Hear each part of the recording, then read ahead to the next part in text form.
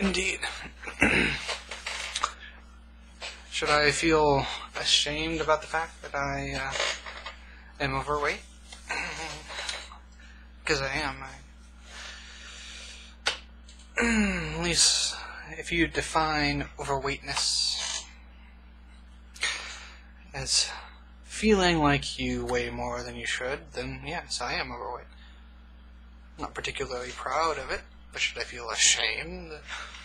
Oh, this is my body, and I have to deal with the consequences of what I do to said body.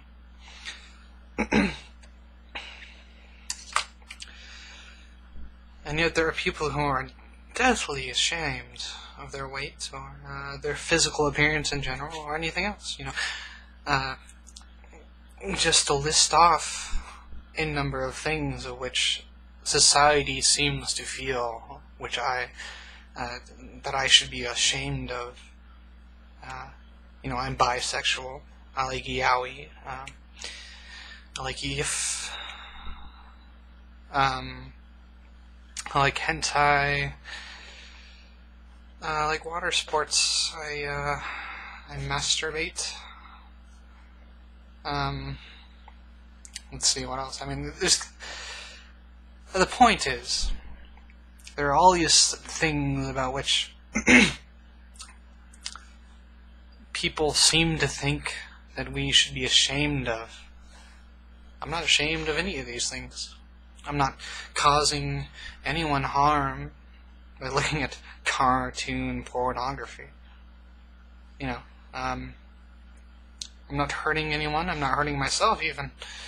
And there might be some extremists, perhaps, would be the proper word, but there might be some extremists who feel that I'm harming my mind by doing these things, but I don't feel harmed by them. I actually feel quite at peace. I've accepted myself, and the reason I am able to perform this acceptance is because I am not hurting anyone or anything. And I believe that as long as you are not hurting anyone or anything, you should not feel ashamed. Society, modern society in the sense of at least the United States of America, which is wherein I live, and I am subject to the politics therein, seems to believe differently. I believe anyone with a decent knowledge of international politics would know that the United States is a very divided nation. Christianity has a very firm hold on us, but there are also a growing number of non-Christian citizens fighting back. But the point of this video, aside from espousing my own ideals of shame,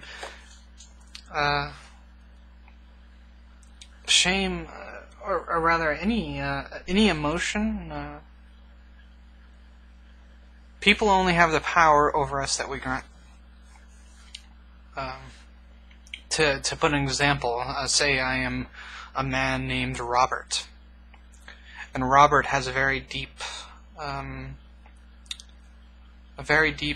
rooted moral code about sex before marriage, just as an example. Robert believes that a human being should not have sex with another human being until they have before they have said their vows of marriage.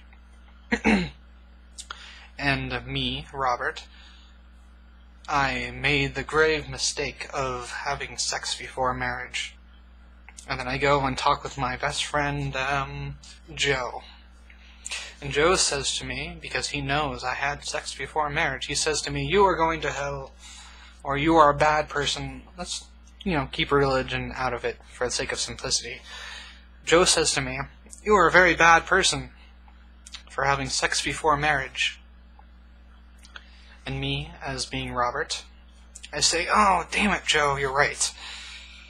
I am a terrible person because I had sex before marriage. That makes me a horrible, horrible, unethical person. I hate myself." I hate myself deeply because of that. But, let's say a person, now I'm David, and my name is David now. I'm a completely different person than Robert, and David doesn't believe that having sex before marriage is wrong. But Joe is David's friend too.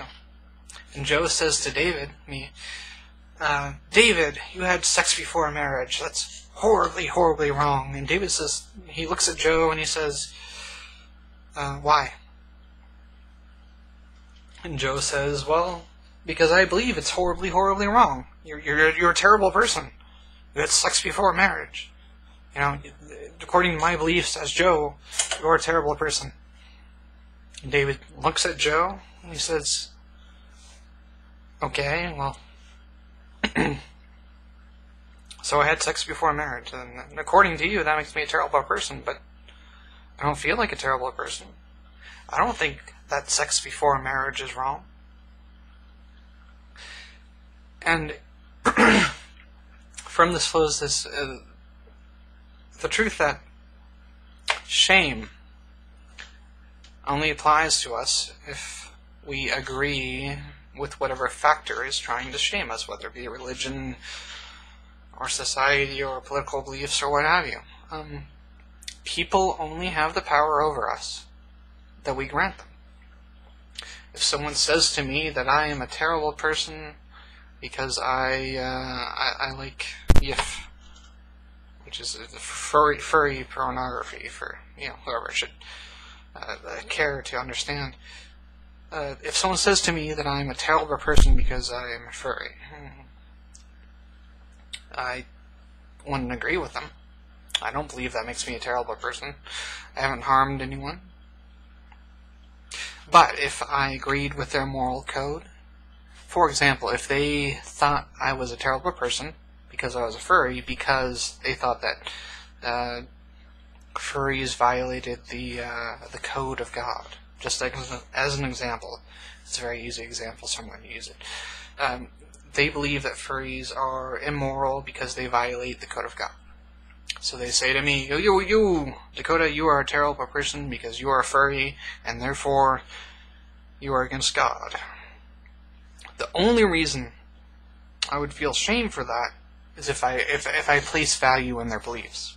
And since I don't believe in the moral code of God, I don't feel any shame. And this is where I'm getting at, people only have the power over you that you grant them.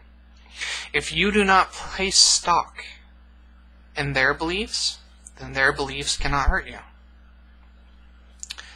And this is why it amazes me. For example, if I were to troll someone online and I were to call them an idiot, for whatever reason, and they got super mad over it, they took personal offense to my words over the internet, even though they had never met me in real life. They had no idea who I was or what my beliefs were. But because of certain words, let's say I call them gay, and they take offense to the word of, being called gay, they get upset over that. I'm just some person. They don't even know me. I'm just words, on a computer screen. And they take offense to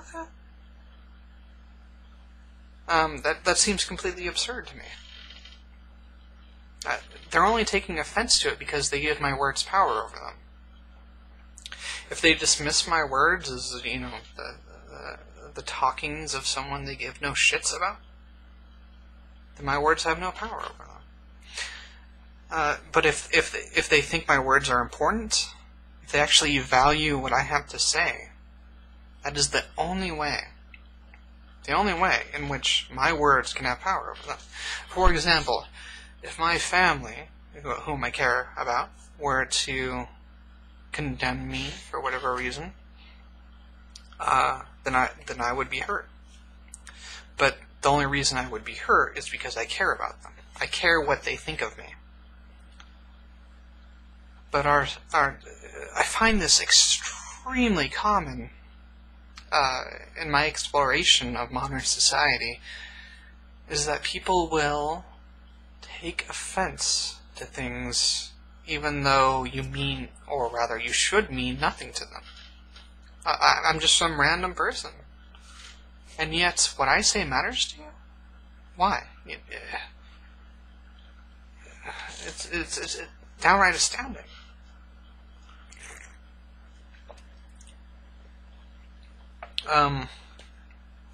Just spilled some of our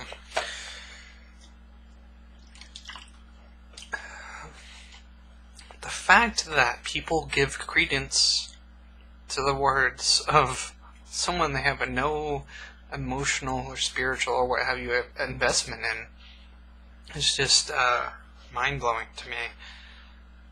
You know, if I were to go onto a Christian forum and say I hate God, and they all told me I was a terrible person, no offense, well,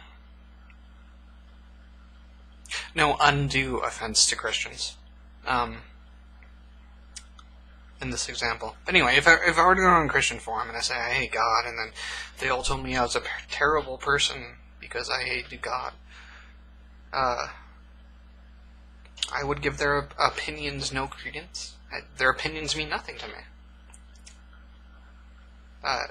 You know, what they have to say doesn't... I don't give a shit what they say. Excuse me. But constantly around me, I see people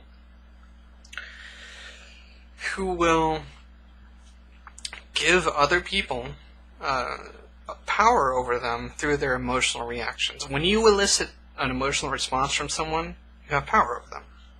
You have emotional power over them. If you can make someone angry, you have that power over them. If you can make them sad, you know, whatever emotion you can elicit from them, that gives you a certain amount of power over them. And I think that's very foolish to give someone that power over you. What? I don't care if you think that I am a pervert, or if you think I'm fat. I am fat, well, comparatively. And there's people who are fatter than me, but I think I'm fat. And therefore, to me, I am fat. That's all that matters. It's your personal opinion of yourself. And if you let other people affect your personal opinion of yourself, you are granting them an enormous and undue amount of power over yourself. I think it's a very grave mistake to give someone else that kind of power over yourself. But I see it happen all the time. And it's very foolish. So, if you are someone who lets this happen to you, say you get into an argument with someone over the internet, and you get angry over that, consider why you are angry. And you will find, I do believe, you will find that the only reason you're angry is because you're giving their words some sort of importance. If you give their words no importance, they can't make you angry. Let's see how much time. Oh, jeez. I spent far longer talking about that than I meant to. C'est la vie, mi amore.